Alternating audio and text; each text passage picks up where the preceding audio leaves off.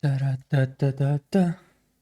Hi there and welcome back to memflow Applied, a series where we will make a really usable memory scanner better than cheat engine in some parts. So yeah, well, let's get started. In the previous episode, what we did was work on a disassembly module which will allow us to later speed up our scans and get much more useful scans, which are basically, let's scan for memory which is referenced in the code. That will allow us to have some really usable variables to work with. In this episode, we will be merging the value scanner with the pointer map, which means we will link two features together and have it function seamlessly. And don't forget to overflow that like button for the YouTube algorithm. It helps you tremendously and it takes just a second. Thank you. Let's get started.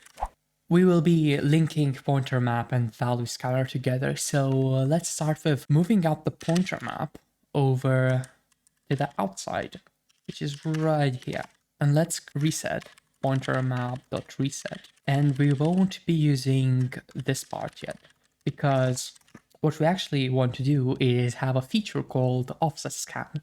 And offset scan will be offset scan or OS. If the pointer map is empty, it will first initialize the pointer map just in case. So we don't want to recreate the pointer map every time we scan for stuff. Instead, what we want to do is just rescan it when needed. We can reset it right here in the reset. We will do actually this as in .reset as well. And we will have a pointer map.reset. But essentially that's a part. And now here, what we want is to scan for stuff, but we would also want to be able to specify the range of the scan and the depth.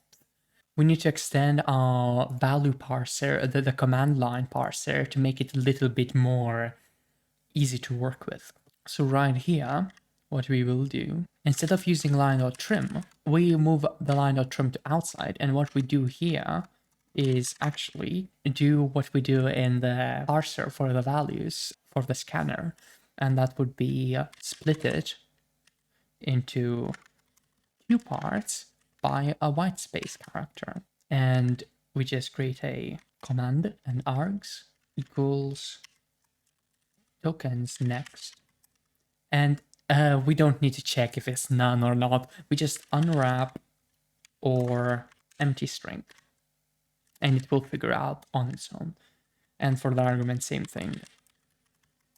Here we go. This should be it. And we just match the command. And now here, in the offset scan, we need to parse the args to something that we can work with. And you know, we could figure out our own parsing method, like we kind of did here, but right here we just need the raw values. So we will be using a crate, which is really cool, which is actually called scan format, scan FMT, and it's version 0.2.5. I mean, it doesn't matter which version you specify, it tries to pick the highest at the current moment. And we need to use this crate defines a macro, so we need to define it. And now, what do we need? We need the lower range, we need the upper range, and we need the max depth. So what we are gonna do is, if we are able to parse it successfully, so we have three arguments which we need to pass. So we will use some L range, some range, upper range, and some max depth, and it will be equal to scan format sum. And we pass the arguments, and we pass in the format string, which will be as simple as this. And we pass in the types, which will be usize, usize, usize. If we match that, everything's fine. Else, we print usage PM OS negative range, lower range, let's call it lower range, upper range, and max depth.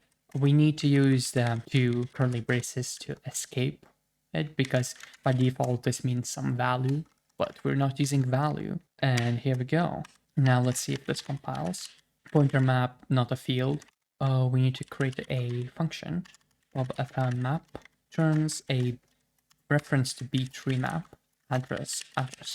It will be just self.map. There is something in the value scanner. We are ignoring the result, which we shouldn't. And it all works. So if we type in OS with nothing, it says usage. Here you go, usage. And you also notice that the first time we run it, we type in OS, and it's first gonna create a pointer map. And now the subsequent calls provide immediate result. We might want to use move the creation here to the inside. And that should be better, in my opinion. Now, what we need to do is actually scan for things. But we actually need to define what we scan for. And what we're particularly interesting to do is to do this particular thing. Let's run it again. So we scan for, let's say, the access count. It will be 30 right here. We scan for 30. Oops, it's I6430. Really? Huh. Oh, instead of matching line, we match nothing because we need to use the whole line instead of just the command. And now we scan for I6430 and you have 18 matches. We increase it to 31 and you've got these two matches. And now once we filter it out, once we've got all of the matches, which they will always be 2 of them, now what we want to do is press OS, lower range 0, 32, and 5, and we would want it to scan for the matches we currently have and print out the offset tree for those particular matches. Now we have this walk down range function, which also takes a 0 for the current depth, and we kind of don't really want that. It's error prone to like specify with 0 depth. Let's define a function which just does find matches or find matches, and this will be return matches. So matches equals find matches. So we pass in the bounds, L range, upper range, max depth, and the matches, which would be value scanner dot matches. Here we go. And this would be the function, essentially. Now, what is the matches? This is really interesting. Let's go ahead and try to define it. It will be a public function, and this would become a private function. So find matches, L range, usize, upper range, usize, max depth, usize, and value scanner matches. It would just be search for. It will be a list of addresses, and it returns a, let's just say, vector of matches, and match would be a particular address points to a particular pointer offset tree. So it would be vec. We have a starting address, and we've got the offset, which can be both positive and negative. So it would be a integer size. So we've got the ending, the match, which is from search for here, and we will have a list of pairs of the starting address and what offset is applied to that particular address to the reference to go to the next address. So this way we will also encode the starting address which we've got, and that's particularly it. So what we will do is we will create matches equals a vector, and we will return the matches. We will iterate through the keys, which are right here. This is the key, and we will iterate through the starting addresses and look for matches from those particular addresses. So for key in self.map.keys, just call self.walkDownRange. Now we will change the arguments a bit. The starting address is the key, so we have lower range, we have upper range, we have a maximum depth. Also, let's not forget the current depth, which is, let's reorder it right here. It will be 0 or 1, depending on the loop. This is already kind of a depth level, so let's call it 1. Now we have the matches, which will be so we pass that vector, and let's see where it goes. So the matches will return a list of these lists. And this particular vector is working kind of a stack. So whenever we find a match, we clone the stack out and add it to this output list. So we want to reuse that vector. So we will pass a temporary vector, which would be right here. Just a temporary vector with nothing inside. And it will basically allow us for the walk down range function to build up this structure, which then gets pushed whenever it finds a match, essentially. And this is our skeleton. Now we just need to go ahead and fix this function. So we have address, lower range, upper range. We swap the levels. We have the output, which would be vector of address and vector of address size. Temporary one would be a mutable reference to a vector of just address and size. And I will show you how to use it in just a second. Now, what we are going to do is remove these print statements, and we're left with a skeleton.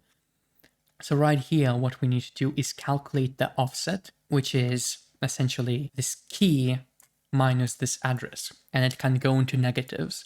And we have differences between addresses are actually sizes, not sizes. We actually want difference to be size, so we will actually define a function which will eventually be in memflow.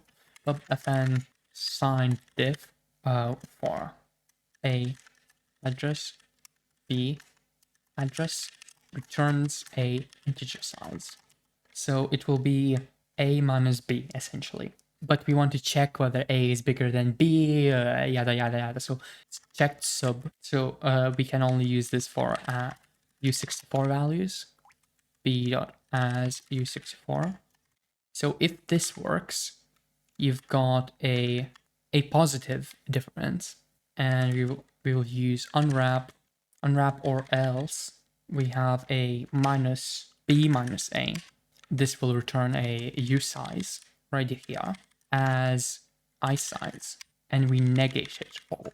And that should be it, I think. So what we will do here is let off equals signed div k and address. We actually move the level check outside of the for loop, because right now we are not printing them, we're just going through them. We create offset, and inside the temporary, we push address and the offset right here, and then we pop it out. And now we just need to fix up the arguments. So we still have the ranges. We levels here, level goes here, and we have output, the same temporary variable. And yeah, now what we need to do, we're missing one final thing, and that is, well, actually adding in the matches. So outside this loop, this loop recurses inwards. Outside, we will go through all the targets. Did we actually define what we're looking for? Huh. We didn't. Oh, we have search for, and we didn't pass the search for. So it will be search for, and right here, search for address. So, and 1 second, I just need to pass it through right here. For every single thing we search for, we go through that. For m, which is a match, in search for dot iterator, and let's filter out whichever are within the min and max range. Filter, and they will be m or equals min and m lesser equals max, and that will be it essentially. Once we find it, we create that off equals sign diff of m and address. And then what we do is push it onto the output. Push. We have the M, and we need the cloned thing, which will be let mutable cloned equals hemp.clone. We have the address, and we push the offset right here. Once it's pushed, that's all, essentially. I think that should compile. It didn't. Oops, checked sub as U64. Dot. We also need to map it through a as my size right here. We actually need self parameter. Alright, now we're messing up the arguments. Oh, we are missing one of these. Oh, out of here. Hey, we compiled. Wonderful. What do we have right now? We have the find matches function, which will be, so we search for I64 35, find the matches 36, OS 0 32, and 5. And it found some matches. I don't know what are the matches. Let's add printing of them, shall we? So right here, first order of business, matches found, matches.len. And now let's go through each and every match. So let match and offsets in matches.into iterator. And now what we're gonna do is we're gonna first go through every offset.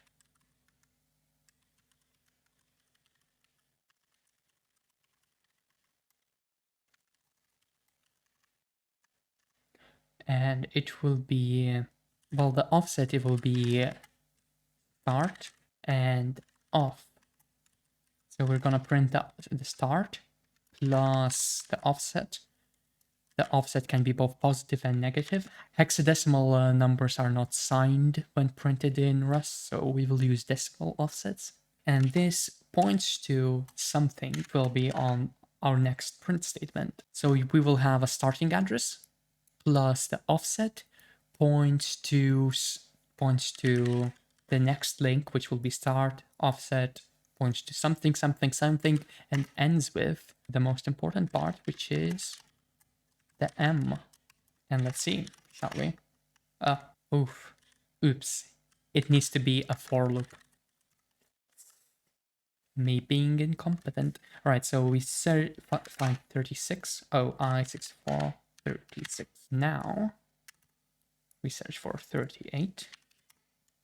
And we print offsets count 0, 32, 5. Haha! We did it! We absolutely did it! So yeah, now we have what we're looking for, I think. Let's hope so. Yes. Just look at this. We've got 4 F80 30, 4 F80 40, 4 F80 40, which is our global state right here. So the global state plus 16 points to this thing, which at offset 0 is, well, what we're looking for is our value. And that value, well, just look at that. I think it will be the tick because it's the first argument in the state itself.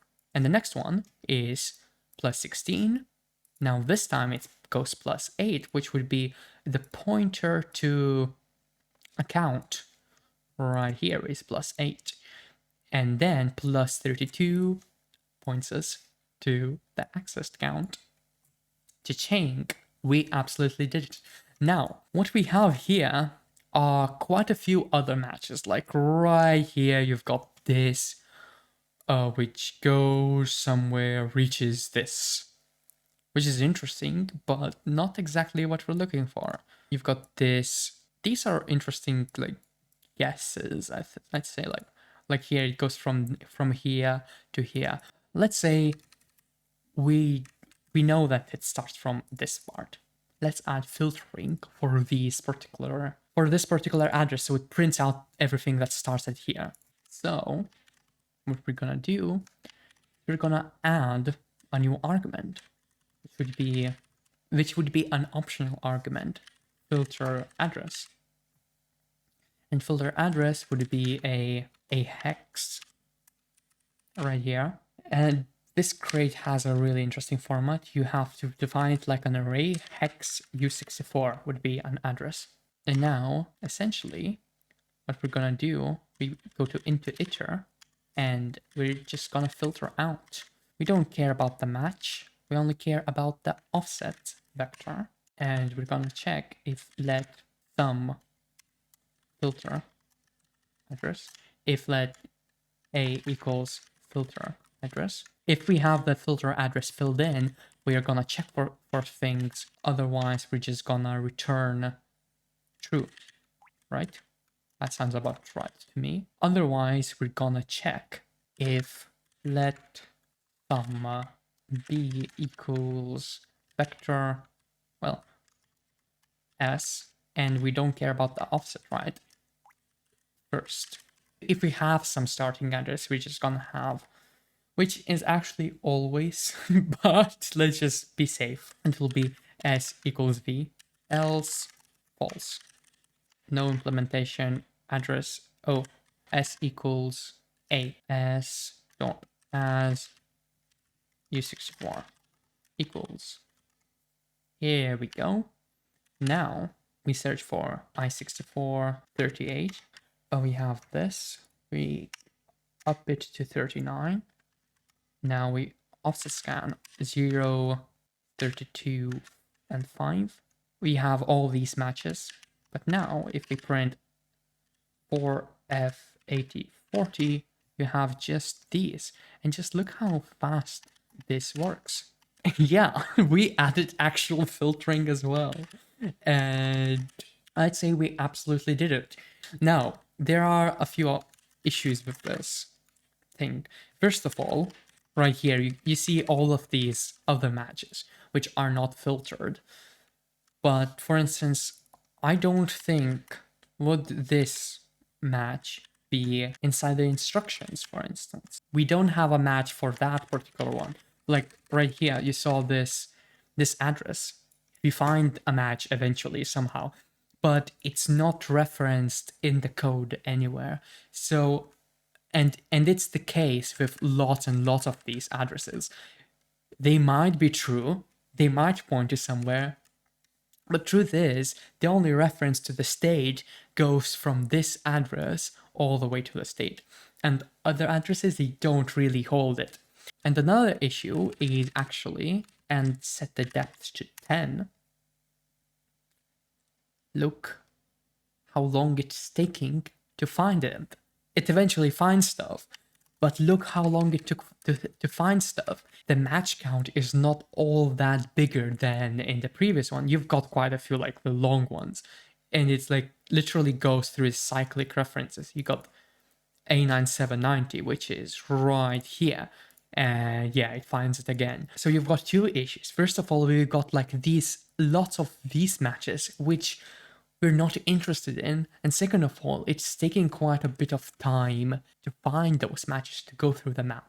So what are we gonna do? Well, in the next episode, we will tackle the first problem by linking this up, what we currently have, with the disassembler. So that way, we'll have disassembler feeding addresses to the offset scanner, and the offset scanner will find stuff what was found in the value scanner. We will have these three subsystems perfectly linked up together. And in the episode afterwards, we will actually flip everything upside down and try to find matches by going from the matches upwards, outwards. That will allow us to have even more insane optimizations, I believe. But that's for later. So next episode is going to be really cool. And what we did in this episode, just to summarize, we extended our command line parser to split the line to command and arguments. And it's parsed the same way right here. We have the offset scanner feeding in from the arguments, which is right here. We use this lovely crate to parse the arguments in the way we want. Then we have the pointer map, which gets initialized when needed. And then we call this find matches function, which we made in this episode.